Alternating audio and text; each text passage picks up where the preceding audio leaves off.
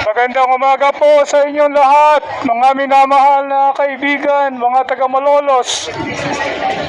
Salamat po sa Panginoon sapagkat meron pa tayong buhay, merong kalakasan. Tayo po ay nagising pa. Sandali lang po ito, nagbabahagi lang po ako ng salita ng Panginoon. Hindi po ako nangongolekta ng pera. Alam po ninyo, mabuting balita ng kaligtasan. Sabi po sa mga gawa, 4:12, walang sino mang pangalan sa silong ng langit na ibinigay ang Diyos upang ating pong ikaligtas, kundi po ang pangalan po ng ating Panginoong Jesucristo. Mga minamahal na mga kababayan, sabi po ng ating Panginoong Hesus, ako lamang ang daan, katotohanan at ang buhay, at walang makapupunta sa Ama kundi sa pamamagitan ko. Alam po ninyo, ang ating Panginoong Jesucristo ay nanawag sa krus upang tayo po ay maligtas, magkaroon ng kapatawaran at buhay na walang hanggan. Mga minamahal, hindi po sekta o relihiyon, kundi ito po isang personal na kaugnayan sa ating Panginoong Jesucristo na nag-aalay ng kanyang buhay sa krus ng Kalbaryo, nagpakasakit upang tayo po ay maligtas at hindi pumunta sa impyerno. Mga kaibigan, meron pong impyerno, meron pong langit, at napakahalaga po sa umagang ito na matiyak po natin pag tayo po ay namatay kung saan po tayo pupunta. Sandali lang po ang buhay, mga minamahal. Napakaigsi po ng buhay. Alam po ninyo, si Jesus po ay namatay sa krus ng Kalbaryo upang tayo mapatawad sa ating mga kasalanan. Bago po ako magwakas, tandaan po ninyo yung 3 bagay na napakahalaga para sa inyo at sa inyong pamilya.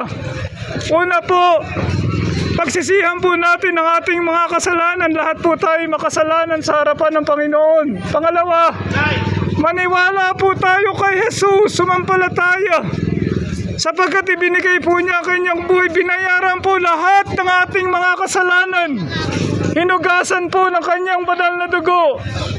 At pangatlo po, mga minamahal, aanyayahan po natin at tatanggapin si Jesus sa ating puso bilang Panginoon at sariling tagapagligtas. Napakahalaga po ang kabilang buhay. Meron pong langit at impyerno, kaya po nanawag si Jesus ang ating Panginoon upang mamatay sa krus. Kung nais po ninyo na pumunta sa langit, huwag po kayong pupunta sa impyerno. Walang hanggang paghihirap, dagat-dagat ang apoy. Kung nais po ninyong maligtas, aanyayahan ko po kayo ng panalangin na pagtanggap kay Jesus bilang tagapagligtas. Ngayon po ang araw ng kaligtasan. Ngayon po ang araw ng pagtanggap. Baka po mahuli ang lahat. Mananalangin po ako ng panalangin pagtanggap kay Jesus. Sumunod po kayo sa akin. Angkinin po ninyo na panalangin po ninyo po ito. Panginoong Jesus, maraming salamat po, minahal mo po ako. Ibinigay mo ang iyong buhay sa krus ng Kalbaryo. Itinigis mo ang iyong dugo. Patawarin mo po ako sa lahat ng aking mga kasalanan. Pinagsisisihan ko po ito.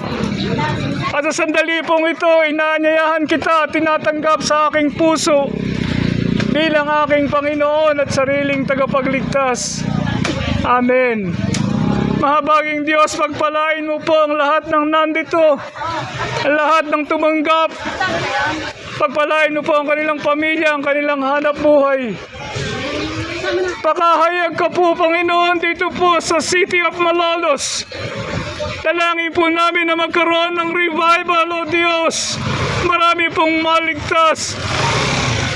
Kilalanin, maniwala sa iyong bugtong na anak ang aming Panginoong Jesucristo. We exalt Christ in this city.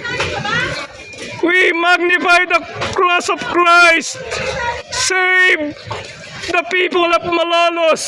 Father, I pray this in the most wonderful name of Jesus. Amen. Mga minamahal, hindi po sekta o relihiyon. Ang relihiyon po magdadala pa sa atin sa impyerno. Si Jesus lamang po ang tanging tagapagligtas. Maniwala po kayo sa Kanya, tanggapin. Sampalatayanan, tanggapin sa inyong puso bilang Panginoon at sariling tagapagligtas. Salamat po. Wala pong magsasabi sa inyo, kundi ako lamang po dito sapagkat mahal ko po kayo.